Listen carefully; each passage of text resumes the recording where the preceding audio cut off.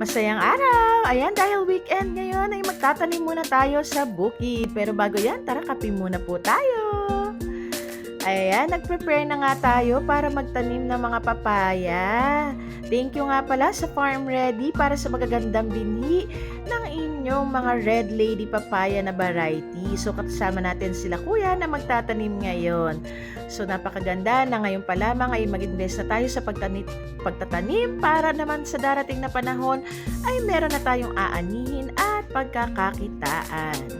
Ayan nga, at umikot-ikot pa tayo sa paligid upang bisitahin ang mga tinanim nating mga gulay. Ayan, napakaraming sitaw at mula nang itinanim namin sila ay medyo tumataas na rin naman. At eto naman, yung mga nasa plastic mulch naman natin ay yung mga binhi ng siling berde at siling labuyo. Banda naman doon makikita nyo yung mga pananim natin na ampalaya at eto, nakakatuwa na kasi may bunga na yung ating mga talong. So dito pa lang, panalo na ang ating mga magsasaka at napakasarap pag nasa probinsya ka dahil napakasimple lang ng buhay at napakatahimik. So ayan no, ang dami nating sitaw. At syempre, napakasarap din naman talaga na umikot kung kasama mo ang iyong asawa.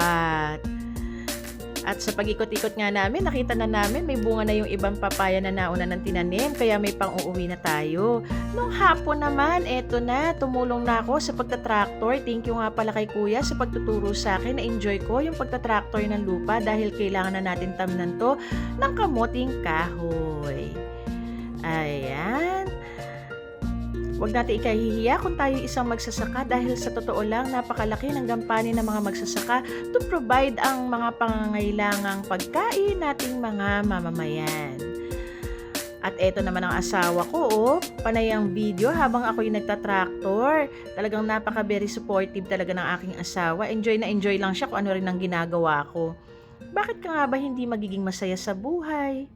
Napakasimple na, napaka-supportive pa ng asawa at napakasarap umuwi kung marami kang ane, di ba? So that's it for today muna mga kabarangay. Have a blessed day!